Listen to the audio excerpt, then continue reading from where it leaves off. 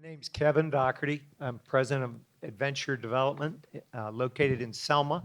We have two offices, Selma and Pittsburgh, Pennsylvania, and we are currently in the middle of developing. Actually, it's gotten a little bigger from what Secretary Copeland said, about a 400-plus acre now development in the northeast and southeast quadrants of Exit 97 at I-95 and Highway 70. I'm Chris Judy, the managing partner of Thomas Judy and Tucker CPA firm in Raleigh. We started in 1990, just a little bit on how good this area is to us, with 3 partners, 2 staff, and 1 admin, and just with good steady growth and doing good work and doing business in this area, we've grown to 140 people. We do a lot in the real estate industry and fortunate enough to be involved in the Eastfield project. My name is Chris Johnston. I'm the county economic developer. Been here since 1990. Like Harold says, I remember driving from East Carolina to Fuquay Varina to see my grandmother and driving down 42 and passing the construction on I-40 and thinking, this is in the middle of nowhere. And so it's definitely been a change. I was very fortunate to marry a Smithfield girl. We own a small retail store in downtown Smithfield, Jules. We've been in business going on 29 years, so I try to bring that small business approach and apply it to economic development at the industrial level. It's all about relationships and, in the words of John Lampy, making a dollar at the end of the day. So whether you're a small business with $500,000 sales or a large corporation with $500 million, it's all about relationships. All right. Well, thank you, gentlemen, for taking the time out of your busy schedules to be with us today. Mr. Judy, we'll start with you. First question is, from an investor's perspective, what are the advantages of the Opportunity Zone? Yeah, there's, Secretary Copeland touched on it, but there's really 3 distinct advantages. One is if I sell something, I have to have a capital gain. Short-term, long-term, say real estate, stocks, it doesn't matter, but it has to be a capital gain. Then I get to defer that tax until 2026. If I invest in an Opportunity Zone, if I hold that asset for 7 years in that Opportunity Zone, then I only pay tax on 85% of it. That 7 years runs out at the end of this year. If I hold it 5 years, then I get to only pay tax on 90% of it. That will run out at the end of 2021. And then at the end of 2026, I have to pay tax on that 100%, 90, or 85%. So that's something that is helpful, but I think the real benefit of this law is if I hold that investment in that Opportunity Zone Fund for 10 years, then all of the appreciation is tax-free. And I think that's where we see a lot of it. There's been a lot of talk in the news. There's $2.3 trillion of just appreciation in stocks held by individuals. And there's been a lot of talk about dollars just penned up wanting to invest in these funds, but we haven't seen a lot of it yet. Okay. So, and I'll open this to all of you. From a community perspective, what are the advantages of us having an Opportunity Zone here? I think we've got 2 of them, Chris, in Johnston County. Well, actually, there's 4 zones total. Okay. There was 19 eligible census tracts. Unfortunately, as the Secretary alluded to, we were only 25% were selected. But from a broader perspective, everybody's going to benefit from this, from the sense of rising tide floats all boats, and also for the mere fact that just the entire county being attractive. Opportunity zones are not necessarily maybe beneficial for large corporations with maybe that are from overseas, foreign direct investments, because capital gains just may not apply to them. But just having that opportunity, no pun intended, here in Johnston County is going to open up areas along the I-95 corridor for everybody else. So I see this as a win-win, not only just for the communities that the zone is located in, but it's just another tool in the toolbox. It doesn't make a bad project good, but it just makes a good project better. And so we're excited about that and what it can entail. Again, for all of you, we've got a lot of new businesses moving into the market.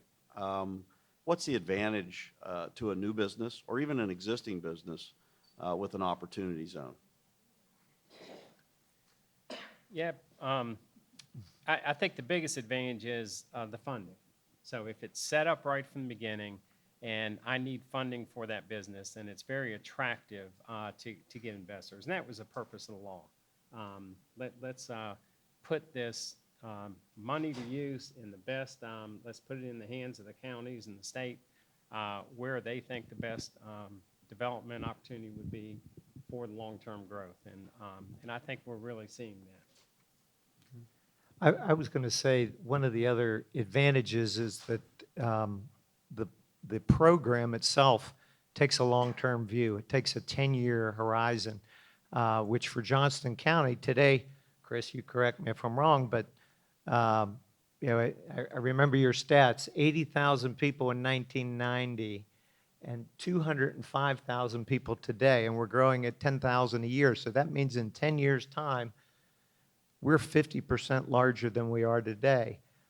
So even things and ideas and concepts that might be considered early stage or new won't be within that 10-year period. So the 10-year investment is allowing for patient, visionary type growth. Okay, so if I'm a small business that wants to land in one of these opportunity zones, how do I get involved?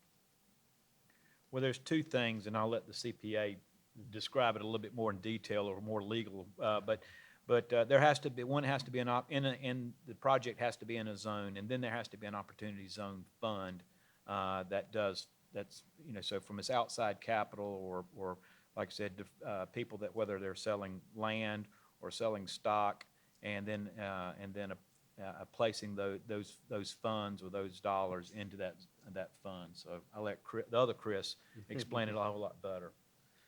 Yeah, and it's, you know, it's all about timing, and there's certain rules, but I'll kind of go over some just to let you know. There is a 180-day time frame that you have to put the money into an opportunity zone fund from the time you recognize that gain. So if I sold a stock in March, I have till September in order to put it in the fund. These funds can be self-certified funds. And so we're having a lot of developers that are organizing their own fund to do their own projects. And they did come out, you know, as the Secretary said, the law was passed at the end of 2017 with the jobs cut and the tax bill. And at the very bottom of it, there's a lot of headlines about, you know, the reduction of the corporate rate went down 21%, which was very much needed. The individual tax cuts and the creation of jobs. At the very end was just a skeleton of the OZ, and not much was heard about it. And then the maps came out, and North Carolina got theirs approved, 252 zones in May. But there wasn't any more guidance until November of 2018. And the very first, and that was just proposed regulations. And then there was a little more guidance that came out in April, but it's still just guidance. It's still not regulations. But they did come out and say if I abide by those, then they're going to allow that as safe harbor if I take them all into consideration. So, but the neat thing is, a lot of these tax breaks, IRS tries to figure out how to prevent people from taking advantage of them. The opposite is true here. I think all the regulations, they've been very taxpayer friendly. One way is if I have that gain recognized in March and it's through a pass-through entity, a partnership, S-Corp, that's going to come to the individual return, I can use the March date, or I have all the way till the end of that year, till December 31st of that year, in order to have my 180 days start. So we have some developers that will sell something even in January of 19, say. 180 days to reinvest doesn't start until the December 31st of 2019. They can put the money in the Opportunity Zone Fund in June of 2020, and then that fund has another 6 months before it needs to start reinvesting. into a business or something else. So Chris Johnson. What are the benefits for the sites here in Johnston County versus any other site in the country? Well, there's a lot of things. One, collectively, whole in Johnston County, as Kevin alluded to, we're one of the fastest growing counties in the state. In some of my presentations, I think I asked people who remembers Raleigh in the year 2000, and that doesn't seem that long ago. Well, the population of Raleigh in the year 2000 was 300,000 people in the city limits. Johnston County is going to be that in the next 10 years. So to kind of put things in perspective, now we're still a big county, but obviously we have a tremendous amount of growth, and it kind of everything falls into place of why we're growing compared to maybe the other counties around the Raleigh-Durham area is that we're very blessed that we have transportation links. I mean, we've got I-40, we've got I-95, we've got US 70, which will be future I-42. So we're going to be one of the few states or counties in the state that actually has 3 interstates that crisscross. And then also you tie in with the southern loop of Wake County. They can't build that fast enough. So with all that in place, why does Johnston County look desirable to investors and into to projects that are looking at relocating to North Carolina? One, obviously, we feel like we've got the opportunity zones that we're discussing, but within those opportunity zones, as well as outside the opportunity zones, Johnston County has done a very good job in identifying and working with local property owners and going ahead and certifying the sites to make it ready. Senator Copeland talked about preparing sites, and sometimes things sit vacant for 30 years, planting that seed, waiting for that tree to grow so you can have shade. We're working with every community in Johnston County to identify industrial sites that people can live, work, and play within the community that they call home. So whether it's Benson and some of the things that the mayor and his staff has been working with along in the East Benson industrial site, or some of the smaller tracks throughout Benson, or the Forks Business Park, or working with the leadership up in Kenley, as well as anybody on the east of I-95 along the 70 corridor in Pine Level and Princeton. What we're doing is making sure that when somebody calls, that every community in Johnston County has a opportunity for that project. But obviously it takes work. Time is money. We're trying to go through the due diligence of having them all certified, and that means phase 1, geotechnical, historical, you name it. And then also going through the process of getting them rezoned, working with the property owner and going ahead and identifying and having agreements to sell. The last thing that we want to do is be responsible for a project considering Johnston County only to have the rug pulled out from underneath us because the property owner says, well, you know, I was saying it was $25,000 an acre, but now it's really $75,000, and missing out on opportunities like that. But obviously the opportunity zones are just one more tool in the toolbox that we can use.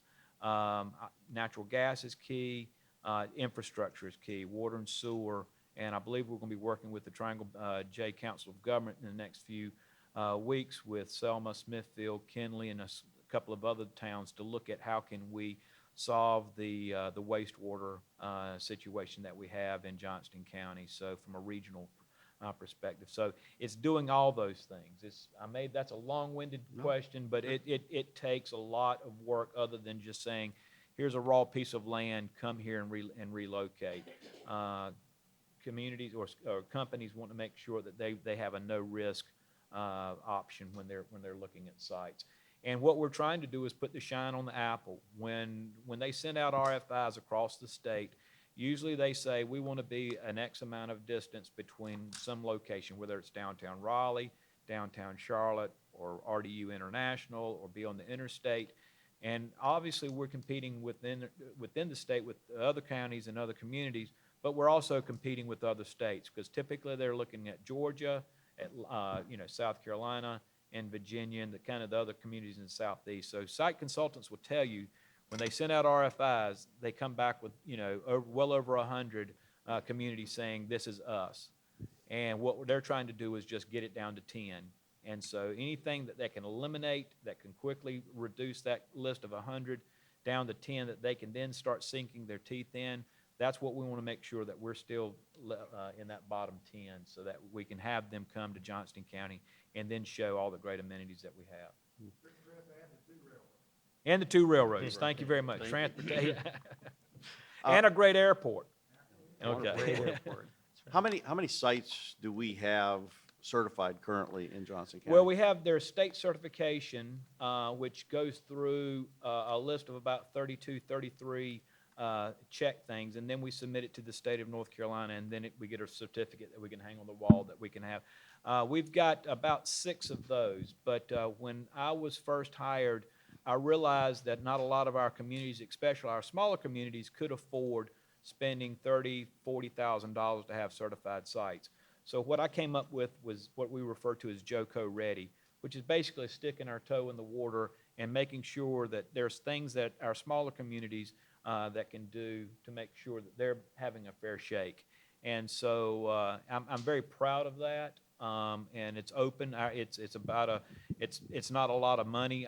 My office is within my budget, and it's identifying tracts of land of about 25 acres and going through and just kind of taking a top-level look, but then working with the local leadership and getting it rezoned and getting the options or getting the agreements to sell and just taking a quick little dive at it. So then when somebody says, do you have this, I can say, yes, I've got all those things. Wonderful, fantastic. Kevin, so how did the Opportunity Zone designation impact the Eastfield Crossing Development Project? Well, I think what it has caused us to do is kind of refocus our attention and increase our land acquisition. And really, because I see it as not a be-all, end-all to make it happen, but really an accelerant. I think it helps speed up the process. The timeline alone gives a sense of urgency. We went ahead and were able to raise a significant amount of equity to purchase all the land with the help of our accountants, our lawyers, our KS Bank, our bankers. We've set up an Opportunity Zone fund, and it's been it's had a significant impact on really increasing the speed at which we've been moving. So you've set up your own fund specifically for your project? We have, Okay. yes. The other Chris's, the 2 Chris's, so are there opportunities for us to set up a general opportunity fund so that other smaller projects can participate? Yes, I mean, that is true, I think, and we haven't really seen them from, the Midlands of the world that do a lot of DSTs for 1031 exchanges. That's where everybody's saying there's going to be tons of money coming. That's going to be harder because they're going to have to deploy into these different funds. There's still some questions out there, but in something like Kevin or the smaller ones, that the money is going to be more family and friends and local contacts along with the banks, that just setting up your individual fund is going to be, I think, a lot easier and more flexible.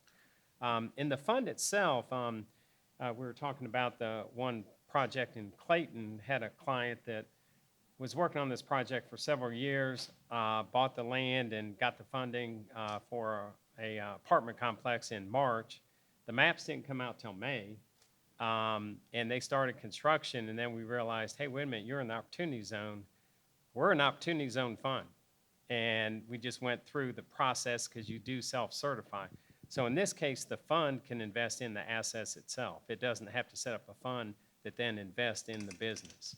The fund can operate the business, and the business can be a gas station. It can be a pest control HVAC company, or it can be apartment or office building or commercial building.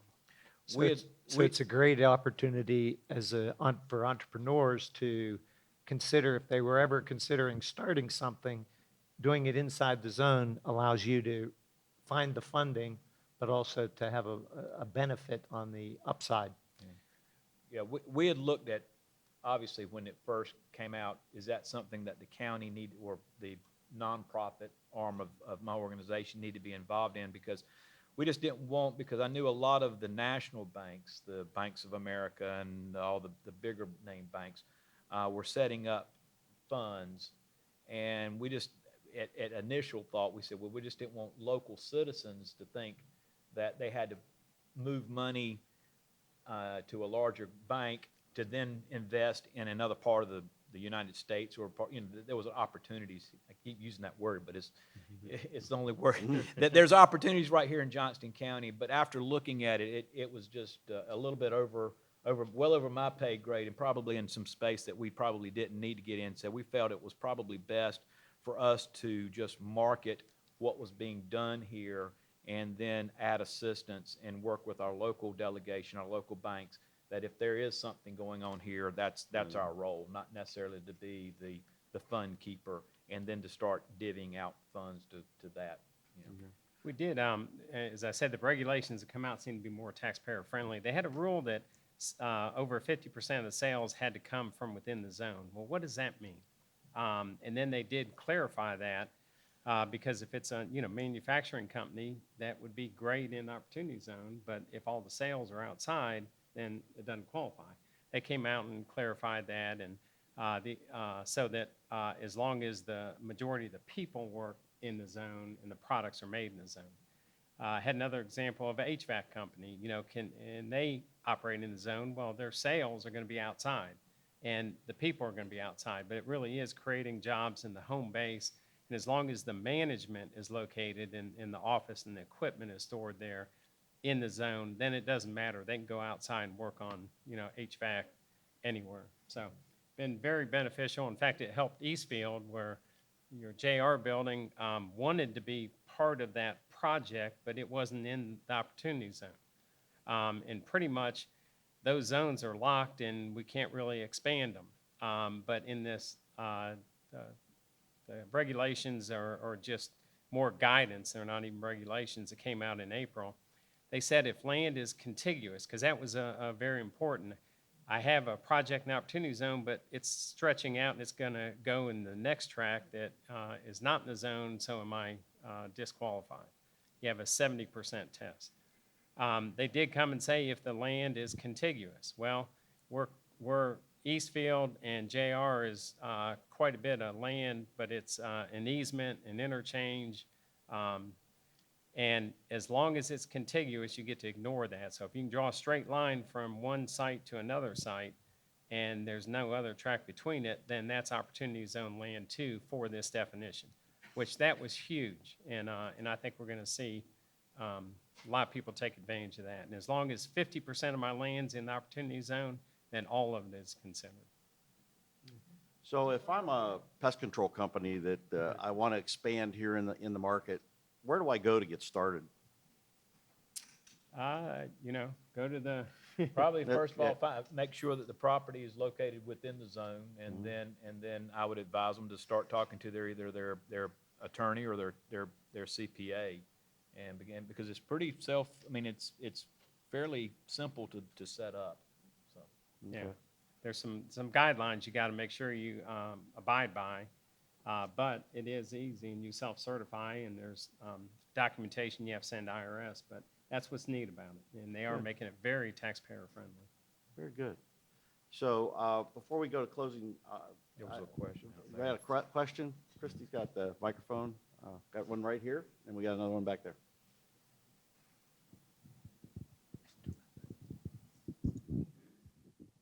Hello.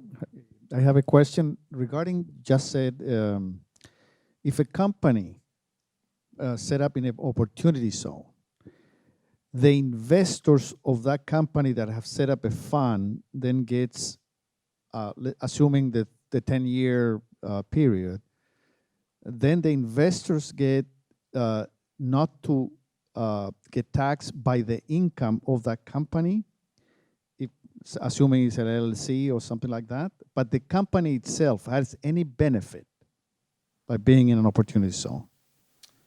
Good question. So let's use my pest control company, and I'm set up in the opportunity zone, and I'm making money each year. those, either if it's set up as C Corp, that corporation has to pay tax on that money, or if it's a flow-through entity, that income is going to flow through. I think where the benefit is, if I need investment dollars to come in to help back me, it's easier to get that. And I can set up the opportunity zone, I can pay a preferred return, I can limit what the income, there can be waterfalls like we typically see in real estate deals. But then the biggest advantage, and whether it's pest control or HVAC companies, do an HVAC company, you've seen many of them, if you increase your business and you get in that, anywhere from 5 to 10 million range even, the larger, the more profitable it is. But I've seen a lot of smaller HVAC companies sell out, and they make quite a bit of money. And that profit at the end of the 10 years is the huge advantage, I think. The apartment example, I'm deferring my capital gain tax. I do still have to pay it in 2026. Most of the apartments, real estate is going to refinance in 5 years. You get significant part of your dollars back. You'll have the dollars to pay the capital gain, and then you get that long-term benefit. Real estate in this area has really appreciated a lot. We've seen it in apartments just from 3, 4, 5 years ago, how much they've gone up in price. Next question. Alan Willens. Chris, thank you. Judy, both Chris's, thank you. But I was going to attack Chris. you were saying that the April regulations that you could have 50% or up to 50% outside the zone, but As still long as- treat it as if it was the zone? Yeah, as long as it's contiguous. 50%, so you have, 50% or more than 50% of the land has to be in the opportunity zone. What they'll do is they'll let you have contiguous land. So if it's not contiguous, I can't have 2 separate parcels and own, 60% in the opportunity zone, 40% outside. It has to be contiguous. But if it's contiguous, you can expand that area. And that was huge. It has to be the same That's great. property owner, What? Has to be the same property owner? right? Or Well, the same organization, as I understood it. Yeah, I mean, but my business can buy it from We can make it the same a property. different party. Right, no, I'm just saying, if we were trying to partner up. Yeah. Yeah. Yeah. Any other questions? There was a comment made about the physical assets and the investment that would happen. I guess we can all see that if you buy a building, buy a piece of land. There's also a comment made about the operational aspect, and that is also included in that. So can you just clarify that piece of it and how that would be identified or certified or reported? Yeah, there's regulations on sales, where the sales are and different things. And then of the assets, a fund has to have 90% invested, a business, 70% of the assets have to be in the opportunity zone. But it gives you a lot of flexibility. If you're physically located in the opportunity zone, the business, then you're probably going to be eligible for it. And all you do is you self-certify. So you're filling out a form, you attach it with the tax return, you file it with IRS, you are certifying that I am meeting these guidelines, and you're an opportunity zone fund or business. So it's really pretty easy to do. You have to make sure you're meeting the guidelines, though, and they're not going to let you buy raw land, sit on it. You have to improve the property. If I buy a building, it has to double on the basis. So just a quick example, if I buy a piece of property for $3 million and it has typically you want land to be low and the building to be high because you can depreciate it. But let's just say it was $1 million land, $2 million building. Then I have to do $2 million of improvements. If I buy a piece of raw land, it's not definite how much improvements I have to make. I have a 31-month time period to do that. So there are certain guidelines, but Eastfield is set perfect for, they're going to meet those guidelines easy with the start of the hotel coming soon. Any other questions? Yep, got one right there. Chris, Judy, the 10-year timeline for the gain or the appreciation, does that go on in perpetuity, or does it stop at that 10 years? For example, take the HVAC or the apartments. you hold it for 20 years. So really you had 20 years of appreciation, so it could double in value from year 10 to 20. Is that also kind of deferred or forgiven? Great question, and how long does that go? They do have a window, and they realize that after the 10 years, I do have to sell it. I can't just do a waterfall and say it's worth this and increase my basis. So it has to be a transaction. They're worried if, what would the business, if we're in a downturn, I may not want to sell it at that 10 years. They give you an additional 20 years for that to do. So I can hold it up to 20 years past the 2026. Good question. Any other questions? All right, so to wrap it up, my last question to each of you would be if there was one major takeaway for the audience today on what's the next step to do, or who I should talk to, or how do I spread the word, what would that be? Kevin? Well, I think it really comes back to if there was ever, if you ever considered doing something, now would be the time and the opportunity zone would be the place to take the risk, assuming you could raise the money, because the money that's raised, assuming it's coming out of a capital gain of some sort, would be protected, and there's significant benefits to go with it. So talk to your accountant, your lawyer, and your banker. I do love this concept. It's a little bit like the Roth IRA where, you know, ordinary income's great. I'll take all I can get. If I can get capital gain, that's better. If it's tax-free income, that's the best. And I love the concept that they have here. I think it all boils down to, I've seen some taxpayers just hate to pay tax, so they'll do a 1031 exchange or something to defer it, and they end up getting a bad investment. So I think it still boils down to, this is a great vehicle, but it still has to make sense, the investment you're doing. All of Johnston County is an opportunity. So regardless of whether you're in this zone or out of the zone or whatever, wherever. So I look forward to serving the citizens and the industries and the businesses of Johnston County. So if anybody's got anything that they need assistance with, always call me. Well, thank you. There's three guys that are the key to our opportunity zones and our future, and I thank you for taking the time to be with us today and share your experiences. We have a small gift for you. You're getting the very first edition of the Triangle East Chamber coffee mug. Well, I wonder what Enjoy we it gave well. Tony. Oh, there was some secret stuff in there. But thank you very much. Appreciate it.